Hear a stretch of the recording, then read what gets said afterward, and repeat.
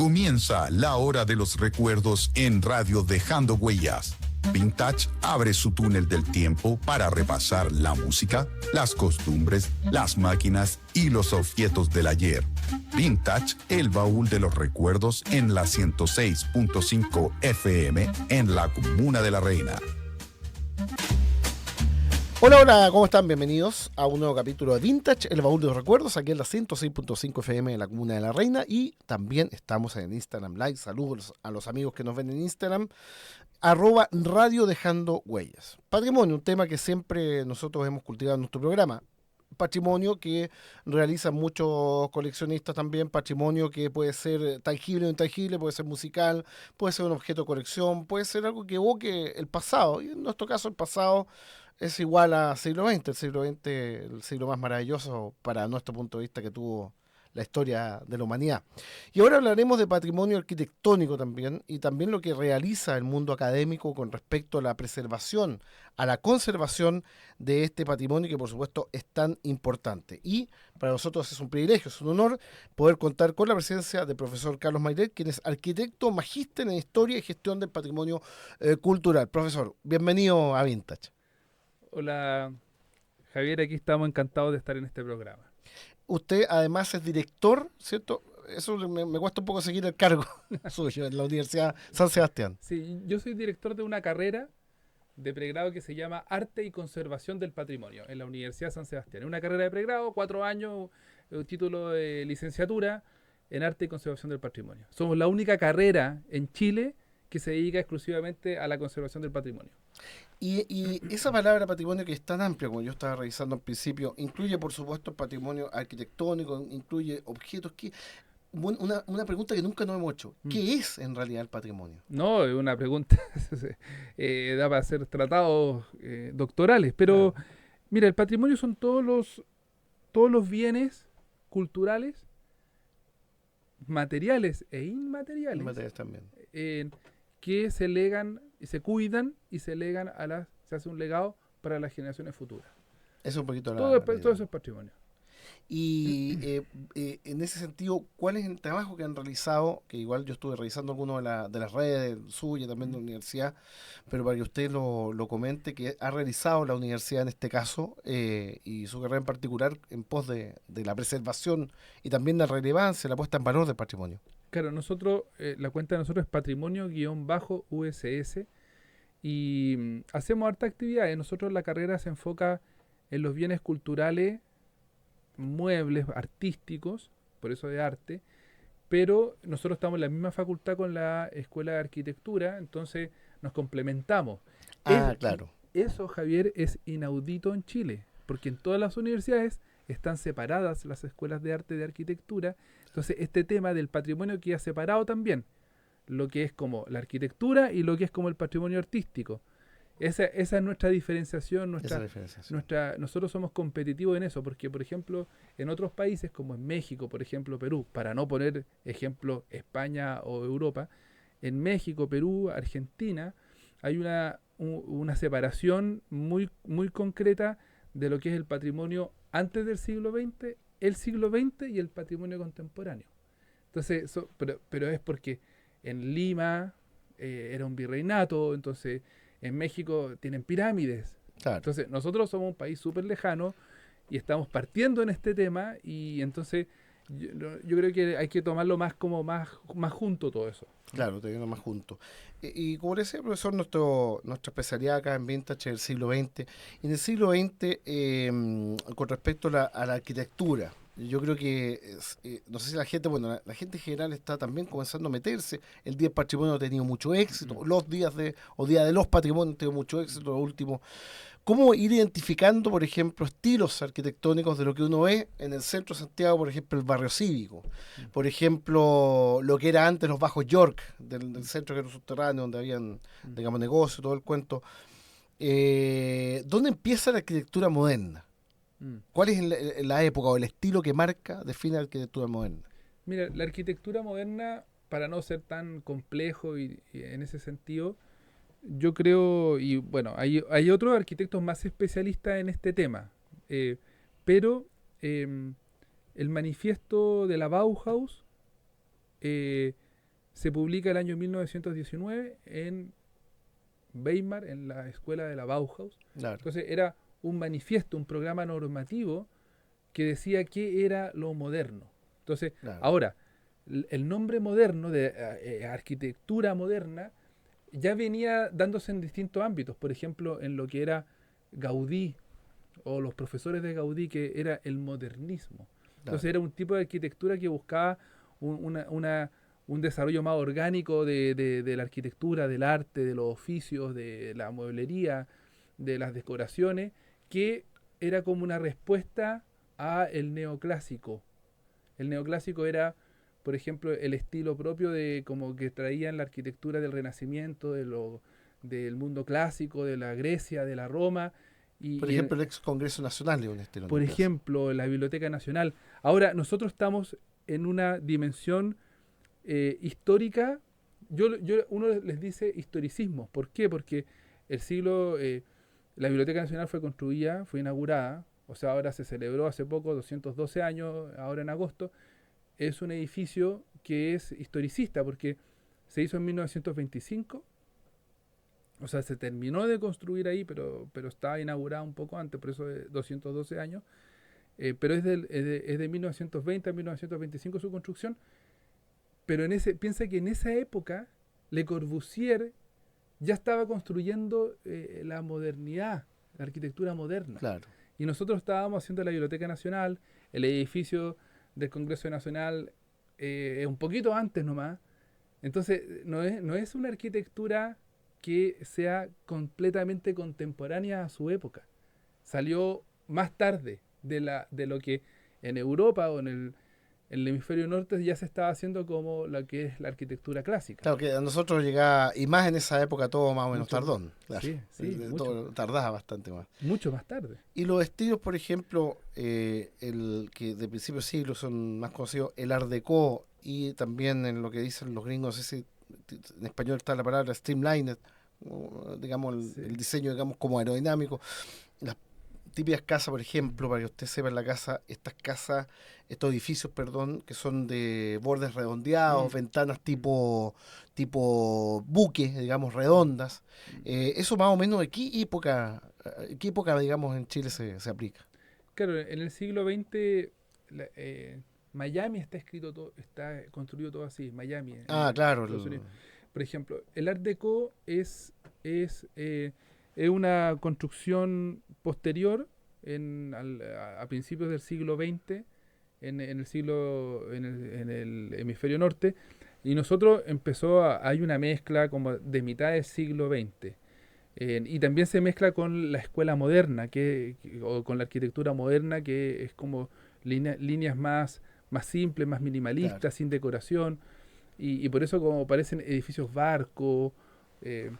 Hay una mezcla ahí de oficios eclécticos, se dice, como una arquitectura ecléctica. Se van mezclando también porque van llegando, o sea, ya Chile empieza a ponerse en onda, por así decirlo, se van mezclando estilos porque alguien empezó con una cosa y de repente hay otra cosa que podemos meterle y ahí los arquitectos iban creando sobre inputs que les iban llegando, ¿no? Sí, y cada disciplina ocupa la palabra de otra manera. Tú esto hablabas con un historiador del arte, va a corregir a una persona por la utilización del nombre, pero se ocupan de distintas maneras. Por ejemplo, en las artes visuales, por ejemplo, hay una revista que yo sigo mucho que se llama La Connaissance des Arts, que es una revista francesa muy antigua y muy reconocida, y la Bellas Artes o Beaux Arts, que es otra de las revistas buenas, dice exposición de arte moderno en Francia. En este minuto, ahora en el Museo de Arte Moderno en Francia hay una exposición. Y uno dice, ¿qué arte va a haber? ¿Como minimalista, abstracto, blanco?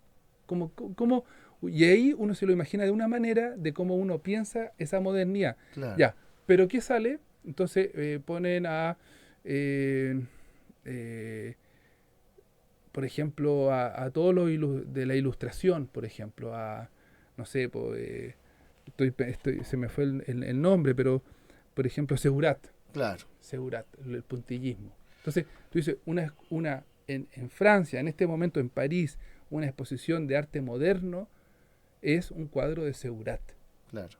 Que es uno que hace los nenúfares, claro, el puntillismo, Esa es la modernidad en el artes visuales. En la arquitectura, si tú dices arquitectura moderna, uno se imagina la arquitectura de, por ejemplo, la iglesia de los benedictinos aquí en Chile, o en el centro el edificio Oberpaur, que está en Huérfanos, en la calle Huérfanos, a una cuadra de la Plaza de Armas, o por ejemplo está el edificio Barco, que se llama, de Sergio Larraín García Moreno, que está en la esquina del Cerro Santa Lucía, ese edificio que tú decías, Jair, de ventanas circulares, claro, grandes, no sé qué. Si una esquina toman formas redondas. Claro, ese edificio fue construido un poco posterior a la Biblioteca Nacional, ¿te fijas? Entonces, por eso dice, oye, hay que modernizarse. Entonces, por eso se ocupa esa palabra, como hay que dejar el tiempo pasado. Ahora, y ahí está algo que a mí me gusta decir como más filosófico, que es, hay un tratado de principio del siglo XX de Heidegger que dice que en el fondo el siglo XX buscaba dejar atrás todo este historicismo para poder llegar a una visión en el fondo de un hombre nuevo. Claro, buscaban lo nuevo, a diferencia de otras épocas que escudriñaron en lo anterior, como el neoclasicismo, otros estilos que escudriñaban a los clásicos. En este caso se creaba un poquito lo nuevo. Yo el modernismo lo conocí a través de una subcultura británica, de la cual me hice muy fan, que son los mods. Y se llamaban mods porque eran modernistas porque escuchaban jazz moderno, pero aparte son los primeros de Inglaterra, chiquillos ingleses que andaban en scooter, en motoneta, en Vespa, con traje italiano, hechos, digamos, a la medida, y con parcas verdes que les impedían que el traje se arruinara con la lluvia. Entonces ellos hablaban de que había que buscar lo último, lo más nuevo, lo último que aparecía. Entonces si aparecía algo de música que experimentar, lo experimentaban. Sus rivales eran los rockers, que su espejo era los clásicos rock and roll de los 50, los greasers, ¿cierto? Los que andaban con chaquetas de cuero en motos más grandes, que el aceite les golpeaba las piernas del motor. Entonces unos lo encontraban grosero y los otros lo encontraban fifí, no sé. Había una pelea entre dos subculturas que graficaba muy bien este conflicto del hombre muchas veces, y usted tiene razón que es filosófico, de empezar todo de nuevo o irnos para atrás. Sí. El edificio donde se acaba de incendiar una bodega subterránea donde estaba el mural de Nemesio Antunes. El cine, donde estaba el cine. Claro, ese edificio es de unos arquitectos muy relevantes, que se llama que es de Emilio Duarte y otros arquitectos más, y que hacen este edificio que era una placa vidriada, te fijas, con un zócalo, una placa o fachada continua, y llegaban y un sistema de galerías distinto al que ya tenía el centro, que eran galerías un poco más neoclásicas, como que era el plan de Karl Brunner, que se llamaba. Pero estamos hablando de dos arquitecturas del siglo XX que un poco competían. Entonces, hay una visión ideal de la arquitectura frente a ese tipo de edificios, pero también está una visión que también tal vez más posmoderna y tal vez incluso contemporánea, que no entiende todavía completamente los valores y atributos patrimoniales, culturales, estéticos que pueda tener esa arquitectura. Entonces, por ejemplo, en ese edificio se convive ese conflicto. ¿Por qué? Porque está descuidado. Entonces, por ejemplo, una sociedad que descuida algo es porque no lo entiende, no lo valora. Y si tú ves el edificio al lado, que está el pasaje Phillips por un lado, y por otro lado la Municipalidad de Santiago con un edificio muy neoclásico, uno dice, ¿por qué una sociedad cuidó un edificio y descuidó otro? El otro. Eso es una pregunta que yo por eso quería conversar con usted, profesor, porque es una pregunta que yo creo que es el leitmotiv de este capítulo de Vintage. Sí. Vamos a una pequeña pausa musical, que es la primera, en homenaje, ¿cierto?, a un grande de la música española que ha fallecido. Escuche y se dará cuenta de quién hablamos. Qué tema más inolvidable ese último, ¿eh? Un tema increíble. Este dúo dinámico, estamos recordando por el fallecimiento el 26 de agosto, hace poquitos días, en realidad ayer, de Manuel de la Calva, ¿cierto? Que fue integrante, la mitad del dúo dinámico. Es una banda un dúo que tuvo una carrera larguísima desde los 60, aprovechando justamente nuestro tema que estábamos hablando de la modernidad, hasta los 80, que tuvieron un revival en los 80, cuando ya tenían casi 50 años, tuvieron un éxito increíble con este tema que se llama Tú vacilándome y yo esperándote, de 1986, el 88 aún más con Resistiré, que hasta el momento es hasta el día de hoy es un ícono, y que comenzó su carrera en 1959 a la sombra de los grandes del rock and roll. Fueron precursores de la nueva ola española y por supuesto de todo el rock and roll que se hizo en España, y después tomarían una pausa para dedicarse a producir y a componer canciones, y otro de sus grandes éxitos fue la primera canción que ganaron los españoles en Eurovisión en 1968, ese famoso La La La que cantaba Maciel. Así hemos recordado un poquitito del dúo dinámico que ya ha puesto fin definitivo a su carrera con el fallecimiento de Manuel de la Calva, ¿cierto? El día de ayer. Y la otra mitad que todavía está con nosotros en este mundo se llama Ramón Arcusa. Y nosotros volvemos a hablar de arquitectura, de patrimonio junto al profesor Carlos Maillet, y estábamos recordando un poquito lo que pasó también hace poco, fue el mes pasado, antepasado, aquí estoy viendo las noticias, lo del edificio aquel que estaba justamente cercano y por qué estaba en este estado de descuido. Y yo también pienso que hay una parte justamente del patrimonio arquitectónico que la gente cuesta que lo vea, lo vea puesto en valor. Y dentro de eso también está un estilo arquitectónico que fue muy criticado, que es el brutalismo. Y ahí está, por ejemplo, la placa de lo que fue el edificio de la UNTA, de Tito Portales y Gabriel Mestral. Actualmente Gabriel Mestral, que todavía existe parte de esa placa. Ahí también está, por ejemplo, las Torres de San Borja. Ahí está también incluso la Villa Olímpica, que es la que más ha sufrido también con los temblores, con los terremotos. Ha sufrido partes que se demuelen. Y en donde también en otros países, estuve viendo todo un youtuber muy bueno, un autor en realidad, que habla de los terremotos en México, cómo sufrió la arquitectura moderna de México con los terremotos, con el suelo que tienen ellos, que en fondo usted sabe que Ciudad de México, la base de un lago, pues, Tenochtitlán, tenía lagos ahí, entonces el suelo es arcilloso y se multiplica en la onda, entonces perdieron edificios una cantidad impresionante y en el último terremoto siguieron perdiendo, en 2017, lo principal fue el año 85. Nosotros nos salvamos por nuestro suelo un poco más rocoso, digamos. Los terremotos son un poquito más profundos a veces y no afectan tanto, pero hay una parte que efectivamente yo con esos edificios pongo ese ejemplo que la gente... lo otro, la Villa Portales. Sí. Otro de los edificios que me fascinan y lamentablemente está, lógicamente tiene gente, habita, es funcional, pero quizás se podría poner más en valor, Sí. ¿no?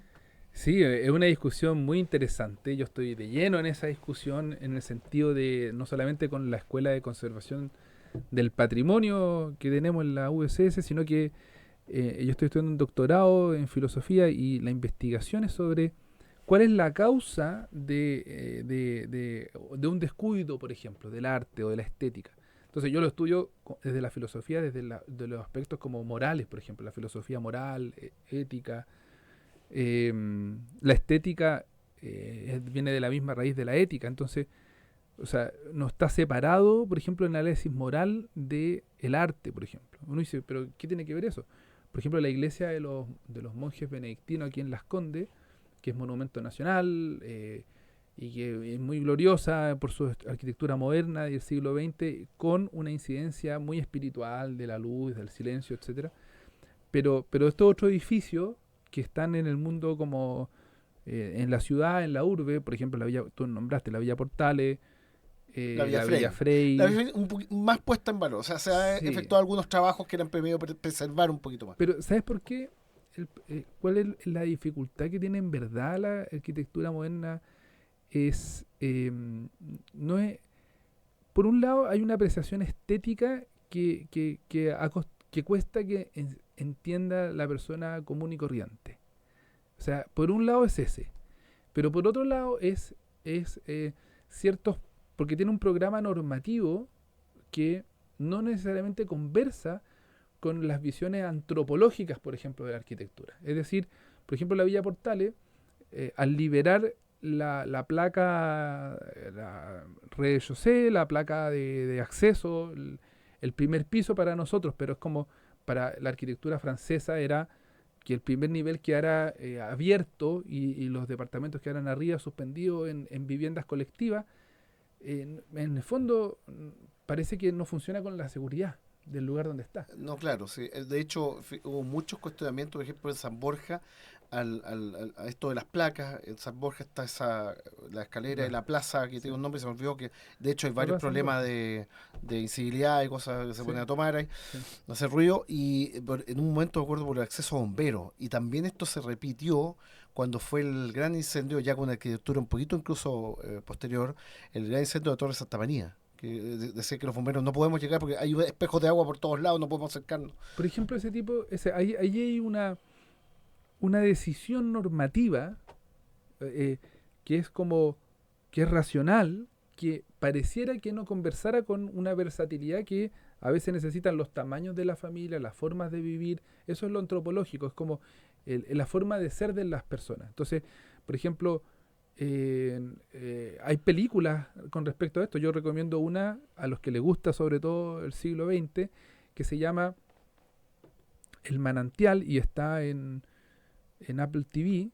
Uno la puede arrendar, son 4 o 5 capítulos, muy buena, y viene de un libro también muy filosófico que era sobre cuál es la ética como del siglo XX, como la estética que estaba buscando hacer el brutalismo. El brutalismo viene de brut, que es el cemento, claro, en francés. Cemento bruto, generalmente sin pintar, a veces con las vigas de fierro a la vista. Sí, entonces, para las personas, pareciera que también como la parte material tuviera un sentido, también pareciera que eso, también hay que saber responder a eso. Entonces, por ejemplo, hay arquitectura que sí se relaciona bien con ese espacio y otra que no. Entonces, claro, ahora los arquitectos difundimos los valores, los conceptos, los amantes, los influencers también de este tipo de arquitectura, pero, por ejemplo, en la conservación del patrimonio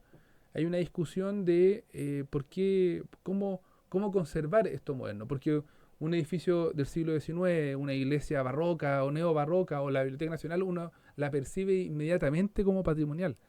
En cambio, como hablábamos de arquitectura moderna, como los benedictinos, la Villa Portales, no necesariamente se percibe como un tratamiento valioso el fierro fundido o las rejillas que tienen. Esto incluso a nivel estatal, porque lógicamente no hay tanto apoyo para ese tipo de... Sí. Está eso, está también que es muy reciente, está como muy cerca de nosotros actualmente, pero yo creo que va más allá de eso. Yo creo que hay un tema como funcional del desarrollo arquitectónico de los edificios que más que cuestionarlo hay que saber actualizarlo o resignificarlo. O sea, cuando uno habla que la arquitectura, el patrimonio necesita una resignificación, los monumentos, ya, Baquedano, otro, necesita una resignificación, así uno dice las personas. Pero parece que hay arquitectura que también necesita una resignificación. Y una de esas, yo creo que es la arquitectura moderna, la arquitectura del siglo XX, necesita también una forma de pensarse y de actualizarse distinta para los requerimientos contemporáneos. Por ejemplo, tú ves el auge que tiene la arquitectura chilena con la madera. Y uno dice, ¿cuál es el acierto de eso? El acierto es la madera. Claro. La madera, el olor a madera, el color a madera, genera amabilidad, empatía. Por ejemplo, no sé, cosas que la persona lo siente natural.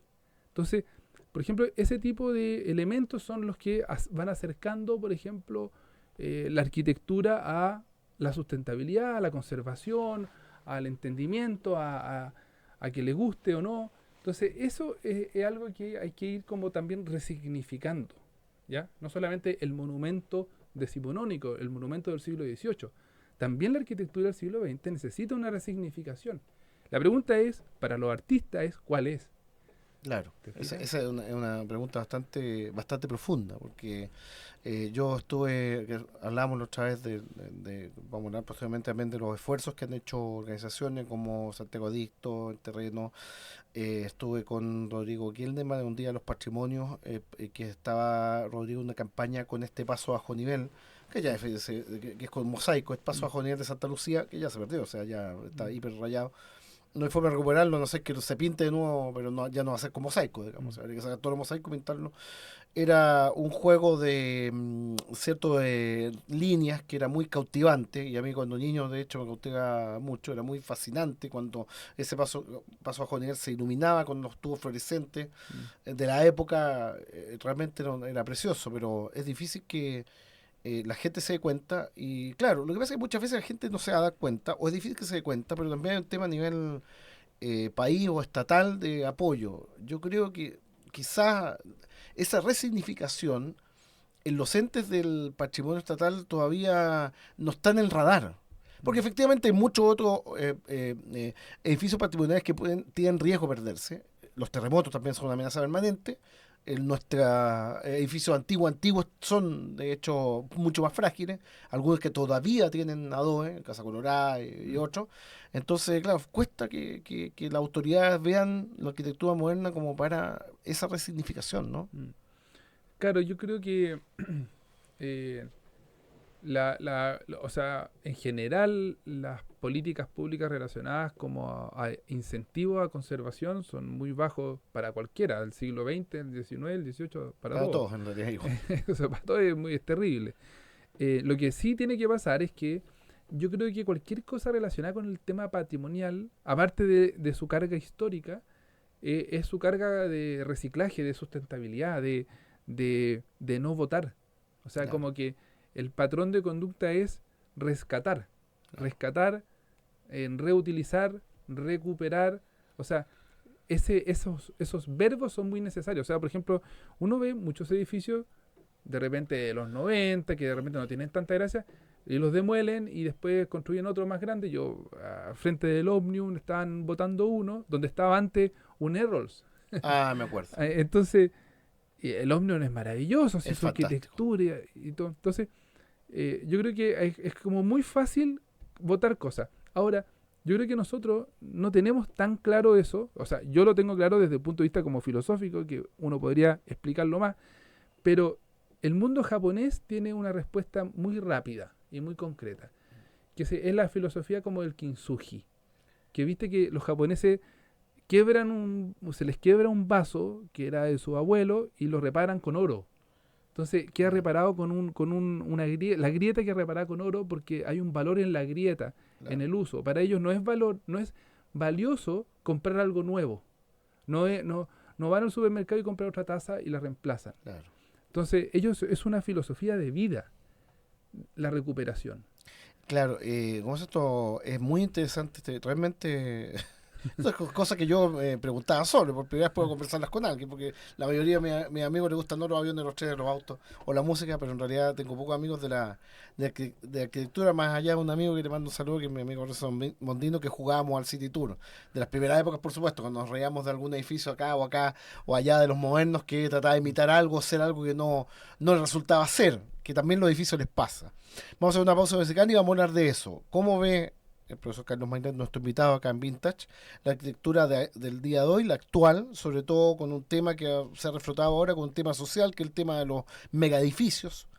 Y en la pausa musical, un día como hoy, en la música, señor director. Estábamos ya de regreso en Vintage de los Recuerdos. En la música, Fat Dominos, un día como hoy, hizo número 10 en el US Pop Chart, antes del ranking Billboard, lo que existía antes, y fue la primera canción Rhythm and Blues que entró al top 10. Impresionante. Ahí, el señor Rhythm and Blues hizo su aparición en 1955, después del rock and roll y todo lo que ya sabemos. En 1966, número 2 para God Only Knows, de los Beach Boys, en la tabla de los singles de Reino Unido. Una canción espectacular de Brian Wilson, recientemente fallecido, una de las genialidades del Pet Sounds de los Beach Boys. Y en 1967 escuchamos The London Winding Road, debido a que Brian Epstein, gran y recordado manager, fue encontrado muerto, encerrado en su dormitorio en su hogar de Londres. Quien construyó en varios puntos la carrera de los Beatles fallecía un día como hoy en 1967. Y una curiosidad, en 1965, el mismo día, los Beatles conocían a Elvis Presley. Un encuentro que para nada fue como lo esperaba. Bastante frialdad hubo en ese encuentro de de Elvis Presley con los Beatles. De ello hablaremos mañana en el TVR, por supuesto, que nos invitaron nuevamente a las 11 del 14. Estaremos cerca de las 18:30, por ahí, 19 horas, hablando de Elvis Presley y un nuevo aniversario de su fallecimiento en el mes aniversario, agosto 1977. Estamos prácticamente 48 años que se falleciera, se nos fuera el gran Elvis Presley. Así que vamos a hablar justamente de ese encuentro muy curioso entre los Beatles y Elvis. Nosotros nuevamente hablando de arquitectura, de patrimonio, junto al profesor Carlos Maillet. Y claro, la arquitectura de hoy, está el tema de la densidad que tiene que ser, digamos, tomado en cuenta. Hay mucha más gente. Alguna candidatura de las de ahora dijo que sería bueno eliminar el límite de altura en cercanías de estación de metro.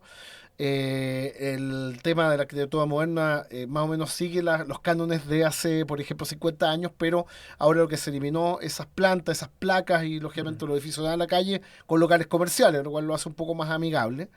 Pero yo, que le comentaba ahí en la pausa, profesor, que tuve la oportunidad y he seguido mucho el tema de arquitectura moderna en Inglaterra, ellos se dieron cuenta que el tema de habitacional es muy complejo hacerlo en edificios tan grandes y altos. Es un tema de comunidad, de administración que les complicaba mucho. Un incendio también muy grande con mucha cantidad de muertos que los bomberos no pueden atender bien. Por un edificio de la época esa de los 50 y 60 que intentaron modernizar con unas placas como tipo aluminio, pero que tenían un sándwich de poliuretano que prendió en 2 segundos. Entonces hay un montón de temas que la arquitectura debe conversar ahora con los problemas de la actualidad, que es la densidad poblacional, la gran cantidad de gente que vive y que necesita un hogar, ¿no?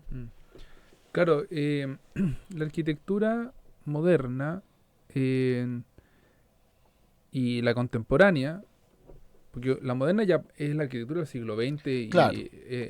Estamos hablando ahora de contemporánea, en realidad. Claro, y la arquitectura contemporánea tiene desafíos de habitación, de habitabilidad muy grandes. O sea, por ejemplo, el desafío de los campamentos en Chile. O sea, va aumentando de forma radical claro. el hacinamiento, la migración. Uno de los problemas de la migración que ha habido un poco descontrolado en el último año es que el hacinamiento. O sea, por ejemplo, hay casos en Estación Central, en Santiago Centro, que hay personas que viven en una habitación, no sé, 16 personas. En departamentos que eran a veces 2 ambientes. Exacto, entonces ese tipo de situaciones son las que son más urgentes en este minuto y las políticas públicas tienen que responder a eso.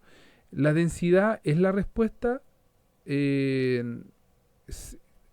No, porque vemos que la forma de vivir, que hayan parques, que hayan espacios públicos, que haya espacios comunes, donde haya lugares donde tener en relación con entre los niños, los adultos, son esenciales. Entonces, por ejemplo, los espacios de la ciudad que necesitan eso, hay que construirlos. Por ejemplo, mencionaba lo de las estaciones de metro, la llegada del metro, los cambios intermodales, equipamiento, por ejemplo, salud, centros de salud, etcétera, son súper necesarios. Yo no creo que y aquí tal vez un urbanista es mucho más experto que yo, pero la densidad no sé si es la respuesta. Yo creo que es como, por ejemplo, piensa que solamente la comuna de Santiago Centro, solamente el departamento de Yungay, o sea, el barrio Yungay, nosotros teníamos catastrado hace unos años 200 terrenos desocupados. Entonces uno dice, un poco más allá construye una torre, pero hay 200 terrenos desocupados. ¿Y qué pasa en esos terrenos? Claro. Incivilidades, robos, asaltos, ¿te fijas? O sea, la inseguridad. Entonces, hay una cantidad de inmuebles desocupados que se necesitan inventar proyectos, desarrollar. Entonces, ahí tienen que aparecer las alianzas público-privadas, que son virtuosas, para poder recuperarlo, construir edificios, o sea, densificar de manera ética o controlada o ocupando lo que ya existe. O sea, el centro de Santiago tiene ese desafío de forma muy clara. Claro, lo mismo que pensaba yo, porque efectivamente pasa que hay terrenos de altísimo valor. Esto, claro, si uno es turista comercial, Un terreno cerca del metro tiene mucho valor. Y claro, se puede aprovechar de manera comercial todo el cuento, pero hay un desafío tremendo de administración de esos espacios. Yo esto lo vi hace muchos años, fíjese profesor, leyendo lo que pasaba con los edificios Sao Paulo y también en otras ciudades de Brasil. Yo vi de hecho uno con mis propios ojitos en Río de Janeiro. Yo estaba en un hotel en Barra de Tijuca, nos habíamos pegado con la selección de rugby que estábamos participando en un torneo, yo era periodista de la federación, y al lado mío había un edificio, un tipo de helicoide, no, o sea, un redondo, esto así como hay uno que es muy bonito en la Alameda, que está cerca de la Universidad de Chile, que se olvidó el nombre del edificio, pero redondo, totalmente desocupado, lógicamente invadido. El Hotel Nacional se llama ese. El Hotel Nacional. Sí, el que Hotel es de Nacional. Oscar Niemeyer. Famosísimo ese arquitecto. Sí, pues hizo todo Brasil, es famoso de la arquitectura moderna brasileña. Brasileña. Y estaba totalmente. Y en Sao Paulo ya hay bandas que. Pero lo recuperaron. Claro, ahora lo recuperaron. Yo fui el año 2014, hace años ya. Y ¿cómo se llama esto? Había otro también en Sao Paulo que estaban tomados por bandas muy grandes, edificios de dimensiones tremendas como los de la Estación Central. Y hace poco, profesor, tuvieron que desalojar 27 departamentos que estaban tomados en Independencia. Entonces, usted administración que no pareciera no dar abasto. Ese es el problema, ¿no? O sea, se puede hacer una arquitectura más a escala, ¿no? Sí, o sea, lo que pasa es que faltan los incentivos apropiados. El exceso de regulación también no colabora. No colabora, porque el exceso de normativismo ya un poco ya lo hablamos, que fue uno de los, tal vez alguna de las brechas que se vivió en la arquitectura del siglo XX.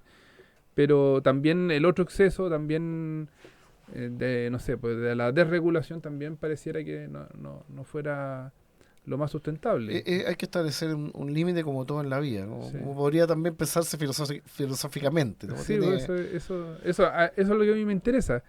Pensarlo antropológicamente. En el fondo es dónde está la persona en el espacio. En el centro de Santiago, que yo conozco mucho, yo fui director de patrimonio en la comuna de Santiago, en la municipalidad, y los casos, por ejemplo, de necesidad de viviendas en arriendo social eran muy altos. Había una fila larguísima y nadie estaba construyendo viviendas sociales en arriendo.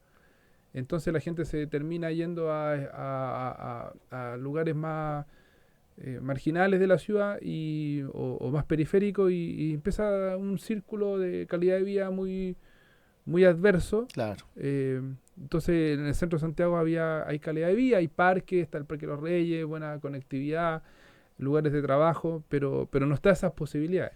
Claro, de hecho, lo del Parque de los Reyes me viene muy cerca porque con mi hermano tenemos casa, y era de nuestro papá, la heredamos, que está casi al frente del Parque Renato Poblete, en realidad, el que está más al poniente. Digamos, De la familia, ahora sí. El Parque de la Familia, exactamente. Y al frente de lo que fue la estación Yungay. La estación Yungay de trenes que existía antiguamente. Sí. Un barrio que tiene un montón de cosas que entregar y que en realidad sería lindo ver proyectos, digamos, a buena escala ahí, ¿no? Sí, todo va de la mano, la seguridad, te fijas, la implementación de políticas de construcción, de infraestructura. Yo creo que eso, bueno, es un tema que está muy en boga ahora en las candidaturas presidenciales, o sea, como cuáles son los planes de reconstrucción y de inversión en infraestructura. Yo creo que eso es como algo que cualquier país necesita urgentemente, o sea, como invertir mucho en mejoramiento de seguridad de barrios, de ciudad, de calles, de iluminación, semáforos. Claro, exactamente, Entonces, porque muchas veces antiguamente se construían barrios sin pensar en ninguna clase de equipamiento. Por ejemplo, ahora recién se puso en la palestra el Bajo de Mena. Cuando empezó en 1997 con escándalo de casas Copea incluido, no había nada más que casas, digamos. Y ahora se está pensando en construir un barrio con equipamiento y todo aquello, ¿no? Sí, yo creo que ese es un desafío. Por ejemplo, la comuna de La Reina es un buen ejemplo. Hay una diversidad así de estilo de viviendas que parece ser bien armónico. Claro. Sí. Bueno, esta comuna es una de las más lindas de Santiago. Viene cerca de la recomendación, por supuesto. Hay que hacer la mención. Profesor, para cerrar, algunos nuevos proyectos, lo que está embarcado, ¿cierto? La universidad y usted personalmente. Sí, bueno, nosotros estamos con la carrera de Arte y Conservación del Patrimonio, que postulan los alumnos, y estamos, bueno, desarrollando hartos proyectos. Por ejemplo, en los cursos tenemos trabajos con museos de restauración de pintura o trabajos con el Centro de Conservación y Restauración. También los alumnos hacen investigación, ocupan tecnologías, por ejemplo, Súper importante ocupar tecnología. Estábamos hablando del archivo en terreno, ¿no? Digitalizar fotografía, ponerla en 3 dimensiones, en el lugar donde estaban antes, ver cómo eran los espacios antes que... Por ejemplo, en el edificio ese de la Torre Placa que se incendió, antes estaba la Moneda Chica. Claro. Entonces hay una fotografía muy bonita de un edificio colonial que había antes. Entonces, también cómo se ha ido perdiendo la ciudad antigua. Ese tipo de cosas a los alumnos, a los jóvenes les gusta mucho. Y hay espacio de desarrollo y de trabajo en eso, especialmente en el ámbito de los museos, de las bibliotecas, los archivos. No, espectacular. Bueno, le agradecemos, profesor. Estuvo con nosotros Carlos Mainet, profesor magíster en... Historia y gestión del patrimonio cultural. Del patrimonio cultural, y por supuesto vamos a tenerlo seguramente, profesor, en otro programa, porque nos interesó mucho conversar con la gente en terreno y otra gente que está trabajando con el patrimonio. Fantástico. Nosotros, por supuesto, nos reencontramos en 7 días más, ya acercándonos a septiembre. Vamos a hacer un especial en septiembre con cosas chilenas, con lo que fueron nuestros autos, nuestra arquitectura, lo que se fabricó en Chile, nuestras tradiciones, nuestra cultura en Vintage, el baúl de los recuerdos, y también con música de nuestros autores. Que lo pasen bien, muchísimas gracias por acompañarnos. Esta fue la hora de los recuerdos en Radio Dejando Huellas, la radio de la reina. La próxima semana, Vintage abre su túnel del tiempo para repasar la música, las costumbres, las máquinas y los objetos del ayer. Vintage, el baúl de los recuerdos en la 106.5 FM, la radio de la reina.